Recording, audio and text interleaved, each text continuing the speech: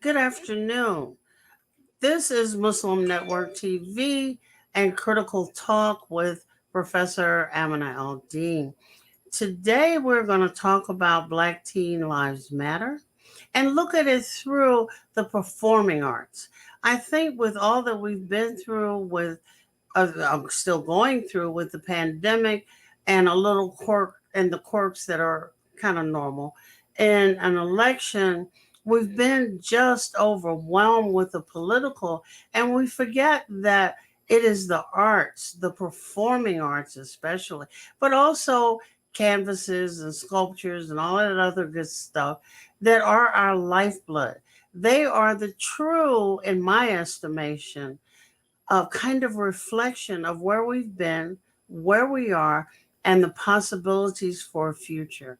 And at Silk Road Risings, there is a project on Black teens, which is just really critical. So today, let me shut my mouth. And today, I have with me three wonderful people who are going to help me explore, learn, and share. I have from California, London Shannon. He's a Los Angeles based actor and frequent Epic and Silk Road Risings collaborator. He's formerly based in Chicago.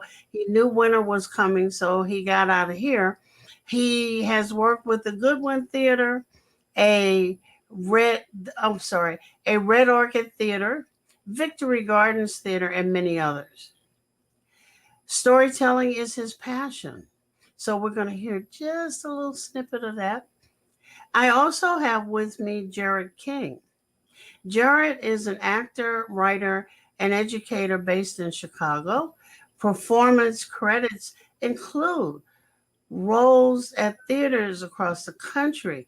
As a teaching artist, he has worked with Silk Road Rising, Chicago Shakespeare Theater. I'm in all the Shakespeare mess, Auditorium Theater, Bravo Performing Arts, and so on. Long set of credentials. We also have hanging with us Brianna Buckley. Has called Chicago home for 6 years, where her love of acting, directing, and teaching blossomed. Looking ahead, she hopes to create more work, great, that uplifts. We need it like yesterday. All Black voices, Blacks exist in the future. I'm sorry, let me add to that. And she's represented by Gray Talent. For those of you who got 5 cents and want to call on her, I'm getting her for free. I just thought I'd let you know. I know that we have a little bit of a bifurcated show, so I'm going to get right in it. And I want to know, where did the idea for this Black Teens project, where did it come from? Whoever can tell me, tell me. Sure. Well, I can certainly hop in here. I am the director of the project, and I was brought in by Silk Road Rising to take on this project.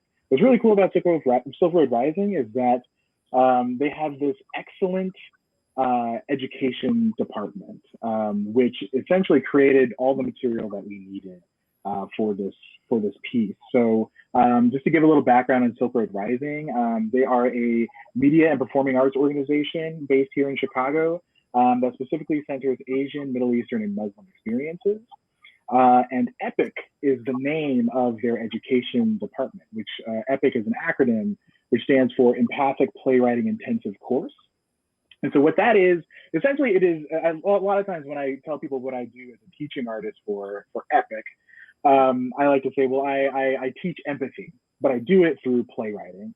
So what EPIC is essentially a playwriting course where students are addressing empathy in their plays, they're exploring it with each other, but we're also teaching them the mechanics of playwriting and what all it takes to create a play. So over the course of the last 3 or so years, we've amassed a large volume of plays from not only teens, we serve sixth through 12th graders, but also older adults and the intellectually the intellectually and developmentally disabled community as well, and English language learners learners as well. So through that, we had a wide selection of plays to choose from, but in particular for this project, I was brought on board to helm Black Teen Lives Matter, which is essentially a collection of some plays and monologues that have been written by Black teens through this epic course over the last 3 years. And it's a really, this first round is the first in a planned series of 4 events where we will be exploring some of these plays that they've written. So the idea sort of came from Silk Road Rising, and as a way to address and explore the racial awakening that we've experienced, and kind of what we've been dealing with and grappling with, not only this year but over the last 3 years. Okay, Bree, how are you involved in this wonderful project? I got on board with Epic, I think 2 years ago. I think I can say that safely, through Tracy, who couldn't be with us today. But I've just always been a performer as far as the project. So I come in, normally we are actually able to meet the students whose work we're reading. So this was a really different experience in that we kind of had to conversate about the material on our own and kind of away, which also is really nice on the other hand, because it gives the playwrights an opportunity to kind of not put their 2 cents in about it, and we just take it as is. So that was a nice way of kind of going about it, that I found could be helpful, just reading the material in a different way than what we've done before. But like I said, I'm normally just an actor. I come in, I read the material, I talk to them about it. I talk to them about what it feels like performing it. If it's material that is kind of workable to get through as an actor, what creates those beats, what connects for me, what I have questions about. So going one step further from how Jarrett prepares them to write about the piece and use empathy, I start to, I guess, look at it from a technical performer's way, and dissect it in that way, which I think is a really cool part of the project, also being a teacher myself. So I just happen to teach the little babies. So it's a little different. Oh my gosh. But I'm telling you, it's extraordinary talent. Okay, London. So why Black teens? Why Black teens? What are we all not hearing? The Black Lives Matter movement tended to be, mostly young adults, right? Some college, some not, but young adults. Did we leave out Black teens? I don't necessarily know that we completely left out Black teens, but it wasn't until I started working with Epic did I realize, I think it's easy to forget how much of a voice the younger generation has, and Black teens in particular. And as literally as young as like 12, 13, like the baby teens have just as much of a voice as the people that are kind of heralding the Black Lives Matter movement. And I think it's important that we're able to highlight those voices, because they often use the exact same rhetoric that we use and are experiencing the same rhetoric, are experiencing the same things. And I remember when I first started working with Epic, I was like, this blew my mind that these kids, one, just how much these kids experience, because they're putting their lives into this work and putting their lives into, whether it was a monologue they were doing or an entire like mini play that they were doing. It all was coming from experience. So to know give me an example, just a quickie. So there's an example of a piece that we use, a few of them actually, in the set of monologues that Bree and I ended up doing that deal with police brutality.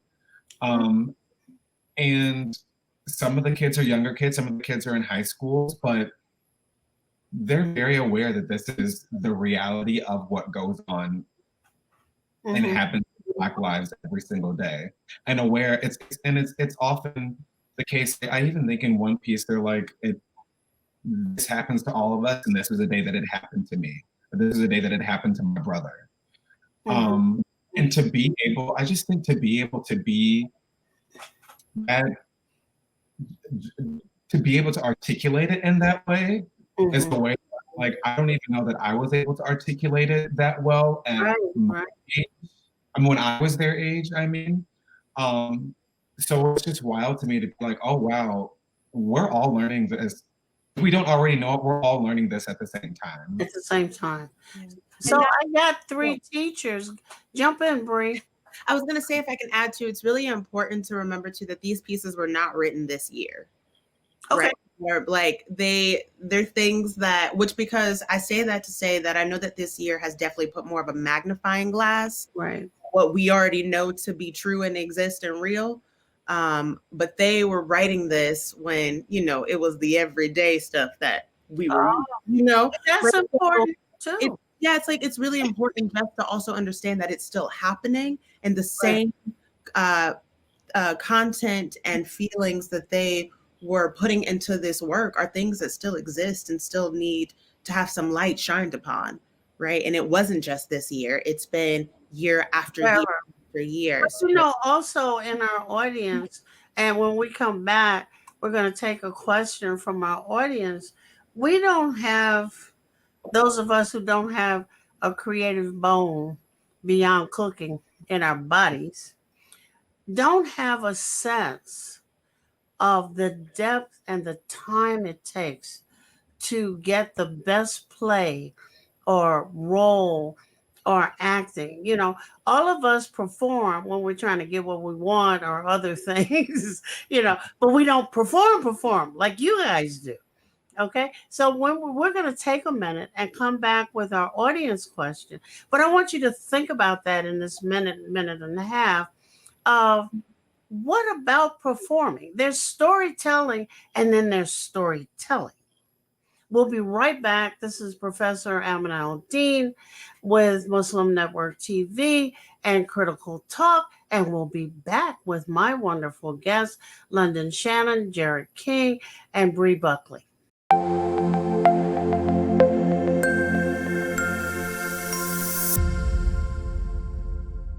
Billboards are popping up all over the country with an... Our neighbors don't realize that Muslims are absolutely opposed to ISIS. Salam. My name is Abdul Malik Mujahid. I'm an imam in Chicago. 16 shots! No me! No justice! No me! So how do we bring up the energy which can really have an impact on the world? You need to build bridges of understanding among people, and we need to have America moving forward. That lesson learned brought the strength of humanity to America, which is the diversity. Mujahid Talks, only on Muslim Network TV. Faithfully connected.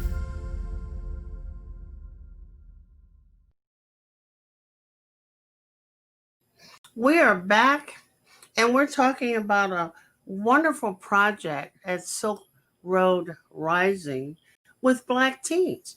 And I am talking to 3 performers, educators, off the chart people. Now, back to my question. When I'm watching TV, like you see, let me think of somebody that's Richard Gere. Richard Gere is always Richard Gere. I don't personally think he can act, but that's irrelevant. He's always freaking Richard Gere. Then there are other actors where they are absorbed into the role and they change with the role. Now, I'm not sure. I don't have a clue as to what one calls that. School me a little bit, but I don't even know how y'all memorize all the darn lines.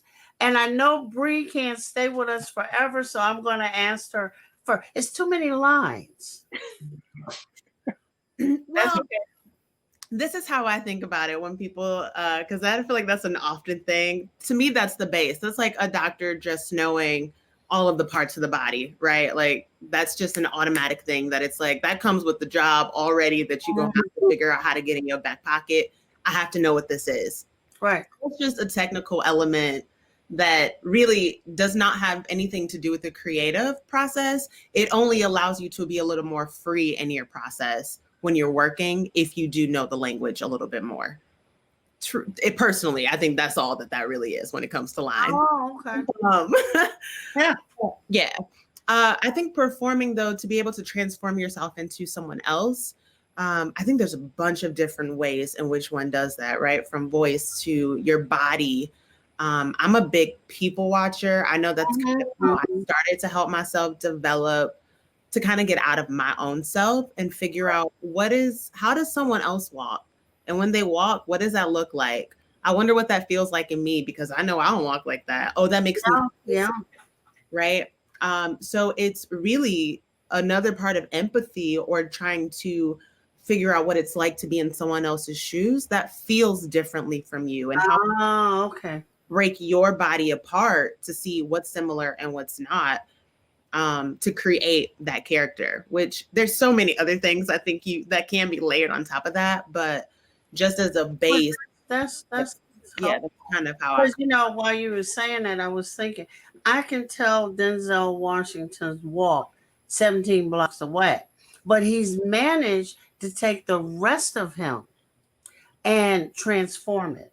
Do you know what I'm saying? Mm-hmm. And until he walks, as long as he doesn't walk, if he's sitting, he's cool, but if he gets up, I know who it is. I don't care what they do with the makeup or anything else. Jared, you're smiling and nodding your head.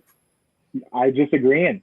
I think I think Denzel, you're absolutely right. And it's interesting because you say that you don't feel creative, but I think that I think we all understand creativity, no matter what. And if you're an actor, if you're a writer, if you're an artist, visual artist, I think it's just something that we as humans just innately understand. That there's a certain element of craft that goes into all of these different professions, and acting is no different. Yeah, absolutely. A quote that I love, and I think is a really great descriptor for acting, is that so it goes that acting is the most deceptive of all art forms because at its best it is invisible. So what that means is just like if you are doing it well, you can't tell that I'm acting. Exactly. Like you can tell I'm not acting. This is me. Yes. Right. This is all 100% you. Yeah. But and that's what we strive to do in our job is to really represent a character as realistically as a real human person, which is different from some other art forms where with visual art you can really see the technique, right? The way that they shaded. With music, you hear a trumpet solo or guitar solo, and you just like can hear the technique. But with actors, it's like you have to kind of bury all of that a little bit and just be the character that we're asked to be. So it's a fascinating profession. It is. London, add to it. I mean, definitely. I was just thinking about what Brianna was saying about the different ways that characters. But something that's really big for me is the walk and the shoes. Like often in a rehearsal process, I will ask for shoes very early because that will completely inform how I move on stage or move. I never thought of that. It's weird because I'm really not a shoe person, to be honest, but I mean that's something that very much that makes sense. This is how I'm going to be moving through this. And from there I'll be like, I can decide where's my voice going to be for this character.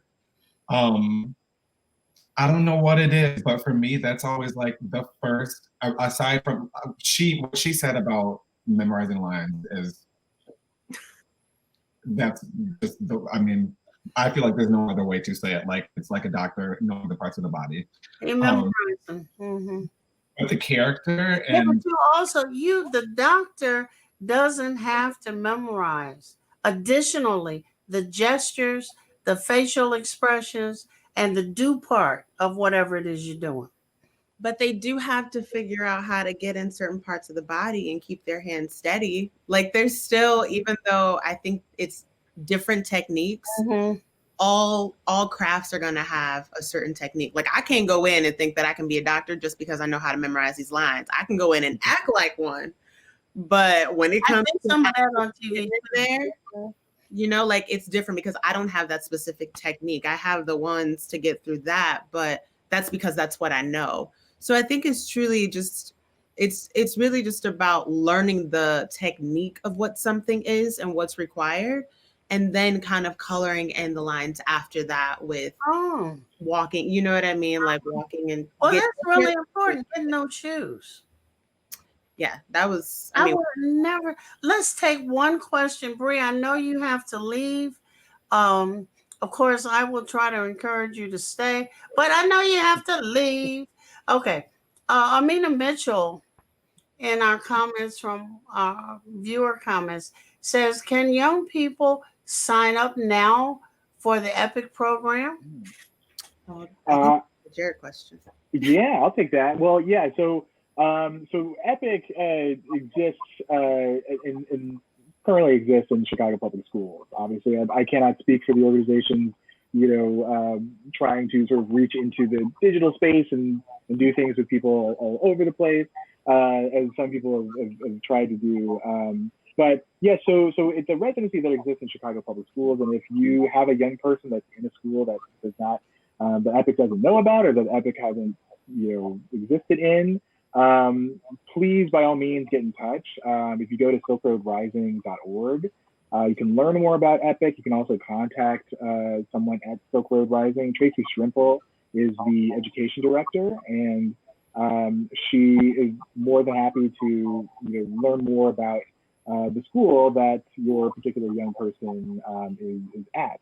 We do also do some work outside of schools and extracurriculars. Of course, this year is a very different year from most.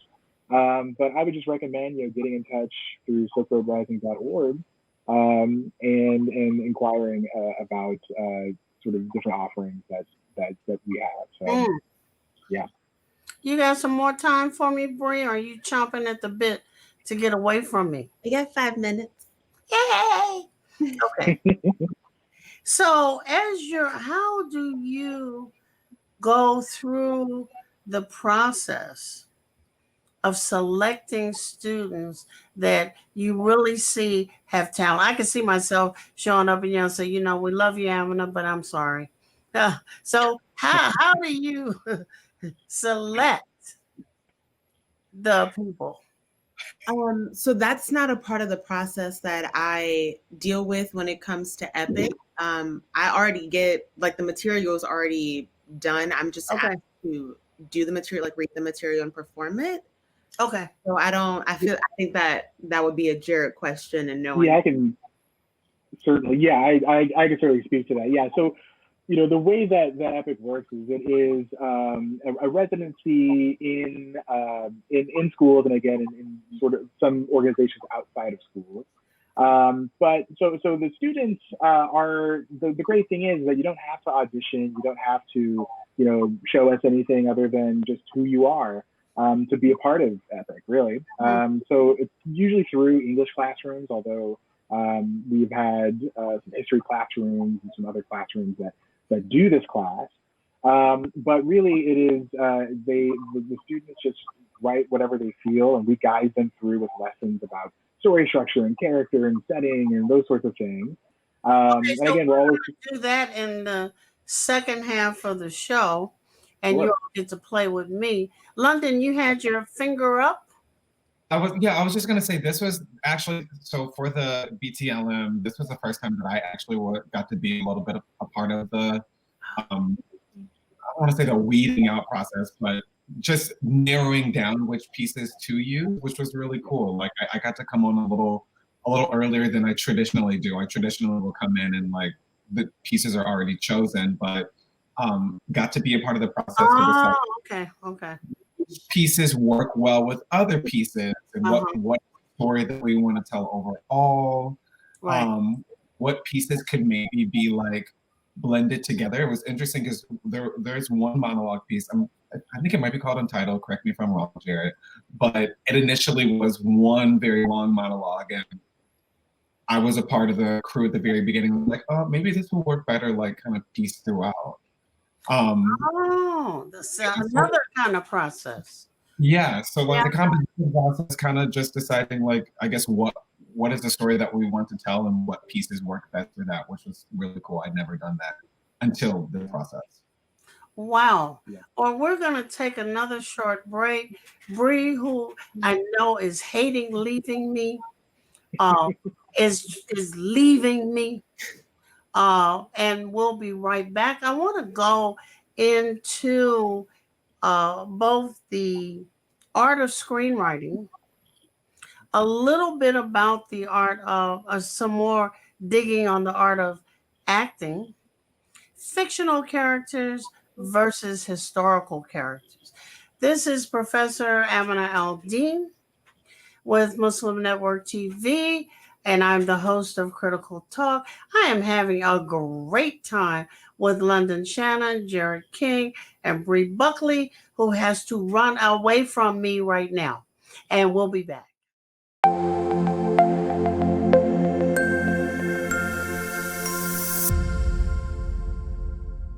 Assalamualaikum! I love Adam's World because it makes me learn in a fun way. That Adam has a green face and orange hair. I like this song. I like how Adam sings. I like Adam's World because it makes me happy.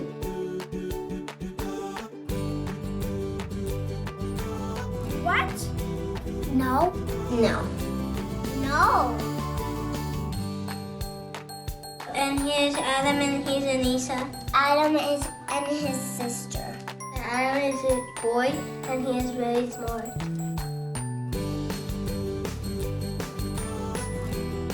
Download the new Adam's World app at adamsworldapp.com and let's help tomorrow's Muslims today.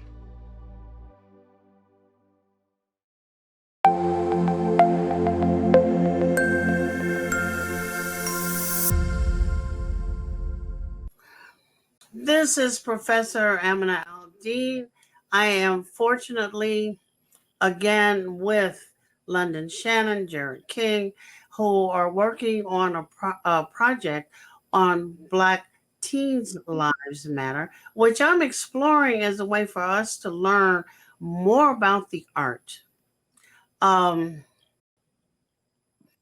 did I say we was going to do? Well, we're going to do several things. One is I am fascinated by screenwriting. I'd asked Jared where was his whiteboard so he could do some stuff, and of course he denied me. And I'll get, since he lives in Chicago, I will get him for that later. I know what the whiteboard looks like, storyboard looks like for a novel or for one of my research pieces. But I picked up a play one time and I actually could not follow because there were blank spaces on the page.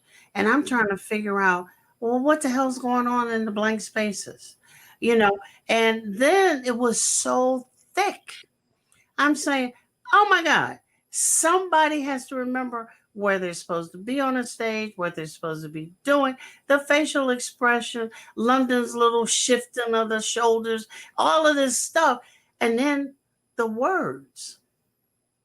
And if they wrote it themselves, the tendency to forget, embellish, extend, or change is always there. So, gentlemen, tell me about screenwriting. Sure. Yeah. Well, I can certainly talk a little bit about Where's that yellow sheet of paper? It is right here. It is right here. It is. Where's your magic marker? It is. Let's hope this one works. This is Okay. I got an idea. I told you this before while we were off screen. I got an idea. I want to write a screenplay about panic and anxiety, Mm. and when panic and anxiety relieve themselves, like we had the other day when Trump lost the damn election. Anyway, okay. Yes. So now the people, I want London Shannon to be my star, and I want him to walk through the emotion. Stop grinning, dude. I want him to walk through the emotions that I got to put in this play, but I know I have to put a whole bunch of other stuff in it. Where do I start? That's you've already started. That's really great. You've already got a great beginning, and then you start exactly where we start with like our epic students. I say, great. You have an idea, you have a topic. You want to talk about anxiety and sort of, you were saying panic, like, absolutely. Look anxious, London. So if London is kind of like anxious, then I might wonder, like, okay, well, what is making him anxious? What is it that why is he anxious? Stop laughing, London. We ain't got to that. Yeah. So yeah. Oh, that's great. That's beautiful. Yeah. So we might wonder, like, why is London anxious? Why do we? And that's, if there's any one thing I would draw on this piece of paper, hopefully you can see it. Maybe you can't. You cannot get me on the set. Yeah, that's it. Okay, go ahead. So if we want to start, let's see, everything is reversed on my end. We're starting here. This is essentially a story structure diagram. So we want to start here. We want to eventually get up here to your climax, and then we want to have a little resolution and all that good stuff. So I might ask, like, why is, in this part of things, we might ask, like, why is London sad? Why is London anxious? And maybe there are some things, what is his journey? Why is he, what is going to get him up to the top of this, like, story mountain, you could also call it. So are there some events that is he trying to, overcome this anxiety? Are there things that are making him more and more anxious? Is the climax could be the election, and then what happens to the election, so this is actually, this is lesson number one when I'm teaching epic and when I'm teaching storytelling, is I do start with this idea of the story structure chart, kind of like where you begin on the journey, going up and trying to get to this big climax, and then what happens afterwards. So really, if you have an idea, that's some people can't even get there. But once you are there, if you are trying to turn your idea into a screenplay, a play, a monologue, anything, that's really where you start. Is you just kind of start with the structure. I think to allude to what Bree was saying, you got to know the skeleton, the bones, Okay, so London is gonna be my protagonist in all of it. Okay. And London, do you need to work with me on how I give you triggers for changes in emotion or gestures? You're the playwright? Yeah. I'm So just messing around. I have no clue. Traditionally, most of the direction that I would get would be through the director. So it would be through, I guess, Jared, the director. It would be through Jared. Because often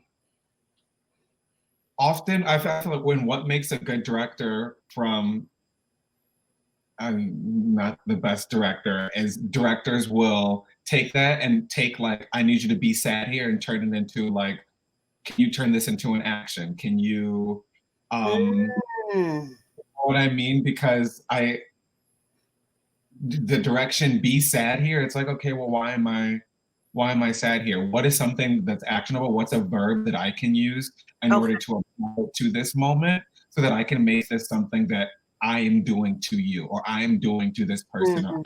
So you do have triggers, but they come at the hand of the director. Yes. Because I've seen some scenes where the women or the man are supposed to shed a tear and they just can't get it up. So I'm knowing that that director didn't give them enough, didn't find out what it's doing. I'm gonna ask you to scoot over a little bit, London, because I can't see all of you. Okay, because I know, and it was funny. I'm messing with you. You're trying to be anxious, but a part of anxiety is the laughter. You know what I'm saying? That unconscious, crazy kind of laughter because you can't hold it no more, kind of stuff.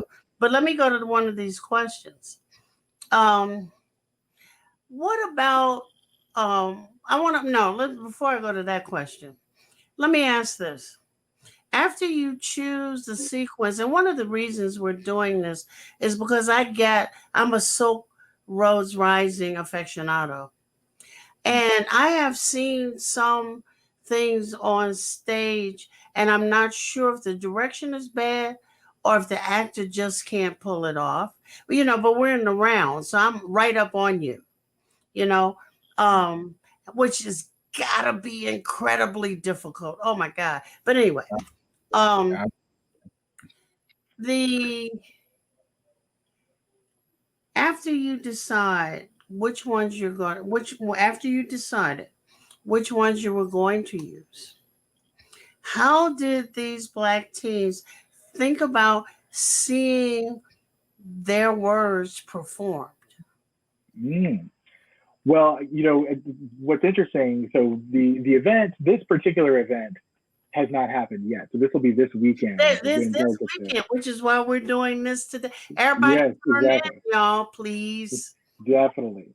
But I will say that every one of these playwrights has seen their play performed by professional actors at the end of the residency that they do. So professional actors like Lyndon, like Bree, come in and perform their plays back to them. So over the course, again, of the last 3 years or so that we've been looking at for selecting the monologues that we've included in Black Teen Lives Matter, they all got a chance to see it performed by professional actors. And I will say there is a mix of anxiety for sure. I think there's a sense for them that they it was enough to just have to write the play. That's a very vulnerable thing to do.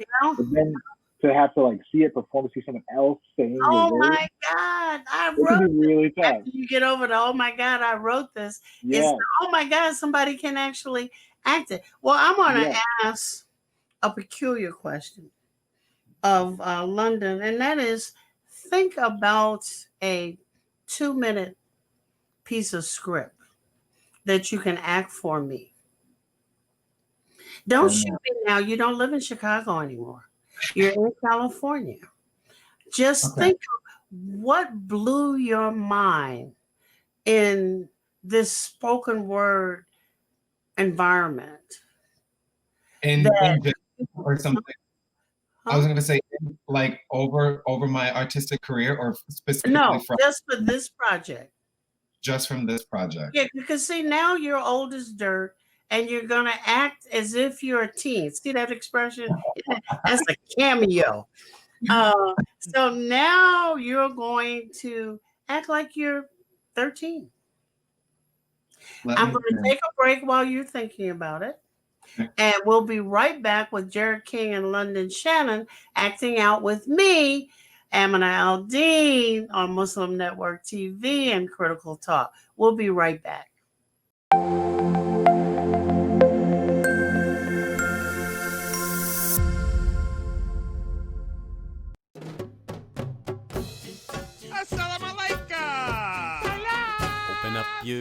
Assalamu alaikum everyone, it's your brother Zain Bika from South Africa.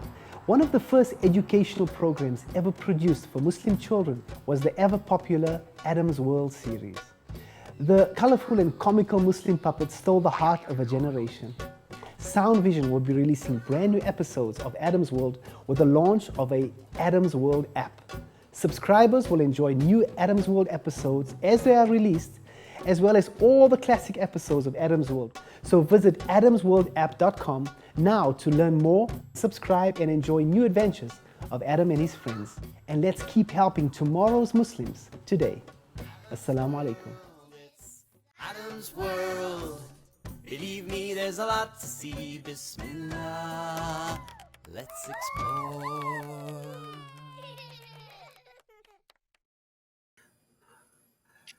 Good afternoon. This is Professor Amina Al-Din with Muslim Network TV and Critical Talk, and I'm having a ball with London Shannon and Jared King as we explore Black Teen Lives Matter, which is a production that you need to turn into on Silk Road Risings on November 14th. This is a preview that you could not get anywhere, and you can send all your money to these two gentlemen on screen. Okay. Okay. So this is from a piece called My Life. This is one of my favorites that we did as a part of BPLM. First, I want you to act it badly. Then I want Jared to, what are you doing? I want Jared to direct you to get it straight. Okay. This one is kind of long. Should I do another one? Because this one's kind of long. Let me think. What do you think, Jared? Well, yeah, that one, I mean, I think that's a great one. Maybe we could just do part of it. Maybe we just do, a piece of it. Let's just do a part of it. All right. Yeah. Oh, I shouldn't curse. Okay. Go ahead on curse. Okay. All right. Get in character, dude.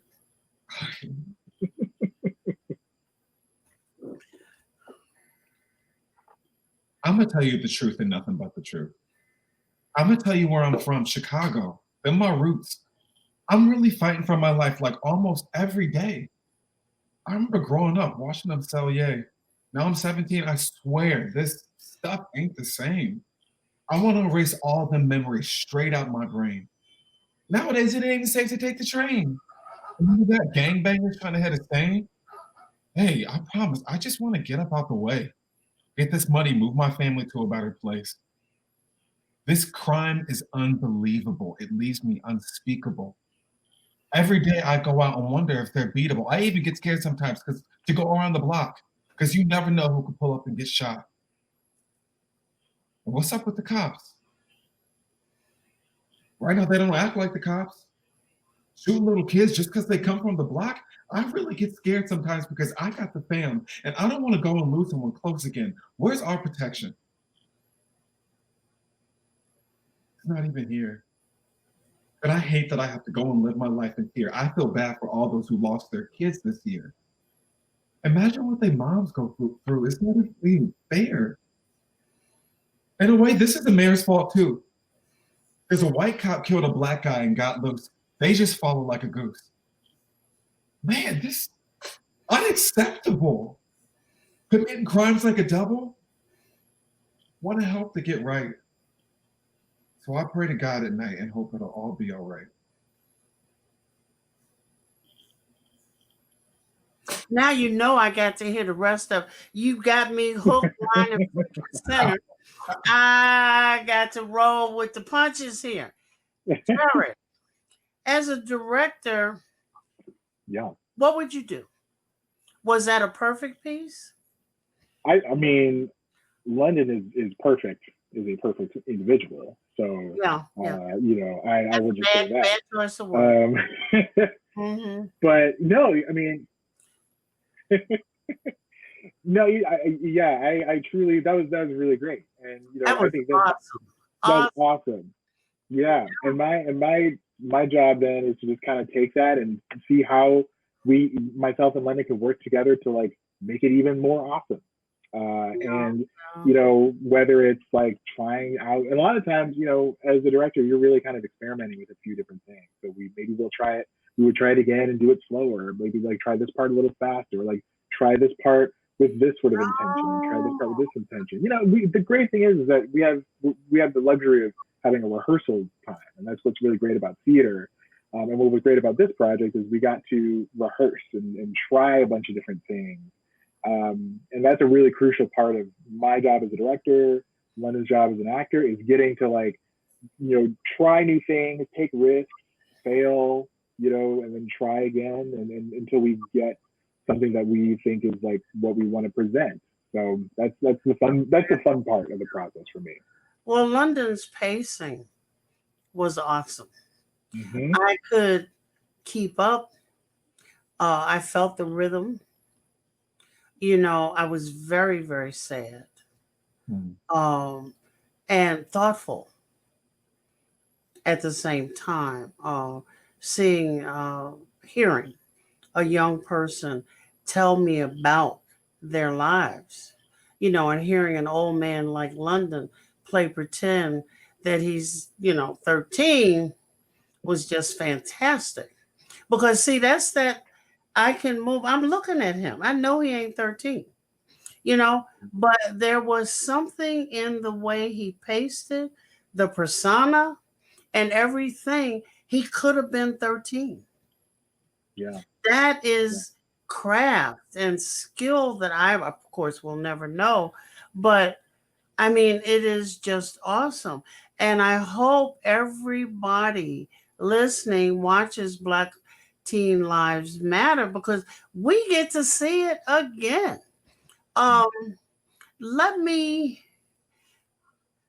have you ever played an historical character? No, I've been in some period pieces, but never played like a real historical character. Have you, Jared? I haven't either, but same. I've been in some historical pieces that, took place long ago. Yeah. What happened? I want to talk now in our last few moments about screenwriting, acting. Number one, I hear that there are these screenwriting courses online, which to me is suspect, but I'm not a screenwriter, so I wouldn't know. Are they suspect? Are they good? Are they some that you would choose over others? It's funny because Jared and I have, the last time we talked for kind of a while about screenwriting. Yeah. I just recently got into screenwriting this year, and it, for me, has felt like something that I had been working up to. I didn't even realize I had been working up to it. And once I started doing it, I was like, oh, this is an alignment thing that I've done since I couldn't even tell you. But I started taking classes at Second City, actually. Started taking classes at the beginning of the pandemic at Second City. I started taking their screenwriting 101 class. And it got moved to an online platform, and my class was one of the few classes that was able to continue on due to the ability to teach screenwriting being an on-writing class platform. So Second City in Chicago, I really loved the class that I took with them, and I was able to get a lot. I think coming at it from a perspective of art, having been an actor for professionally for 5 years now, it's like I had a lot of things in my wheelhouse from like being on the other side. I've read a lot of scripts. So I kind of came into it with that background and with a little bit, I don't want to say an edge, but. So Second City has its own online screenwriting program? Yes. But how is all of this for those of you, how is it for the Black actor, the Black screenwriter, finding opportunities, making opportunities? I mean, I will say I took the screenwriting class for free. I got a scholarship to take this class, and it was a scholarship for minorities.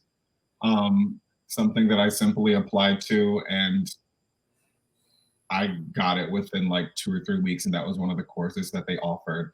And right now, specifically, there's so much outreach. There's a really great program called Raise the Percentage, which is all about raising the percentage of Black. Say it again. It's called Raise the Percentage.